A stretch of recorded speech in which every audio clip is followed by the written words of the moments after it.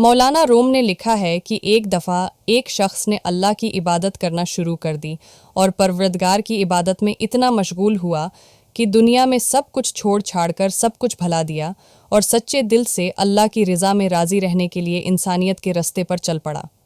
मौलाना room कहते हैं कि एक वक्त वो आया कि उसके घर में कुछ खाने को भी न बचा और होते होते वो वक्त भी आया कि घर बार सब ख़त्म हो गया और वो शख्स चलते हुए मौत के इंतज़ार में गलियां घूमता कि अब पल्ले तो बच्चा कुछ नहीं, तो इंतज़ार ही कर सकता हूँ, अल्लाह संभाल ले। एक दिन बैठा हुआ था कि देखा उसके करीब से एक लंबी कतार में घोड़े गुजरे।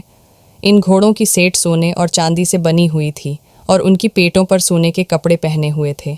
इन घोड़ों पर जो लोग बैठे थे वो किसी शाही घराने से कम न लगते थे। उनके सरों पर सोने की टोपियां थीं और ऐसे मालूम हो रहा था कोई बादशाह जा रहे हैं। इस शख्स के दरियाफ़त करने पर उसे बताया गया कि ये साथ वाले गांव में एक बादशाह है, ये सब उसके ग़ुलाम हैं और बादशाह के दरबार में जा रहे हैं। वो शख्स कुछ देर हैरान हुआ कि ये हालत ग़ुलामों की है तो बादशाह की क्या हालत होगी।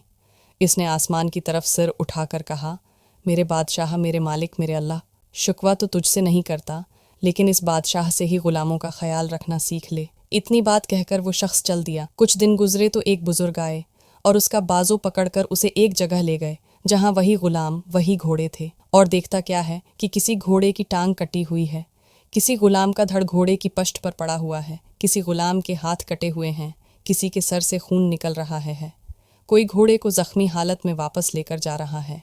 वो शख्स हैरान हुआ और बुज़ुर्ग से पूछा, जनाब आप कौन हैं और ये सब क्या माजरा है?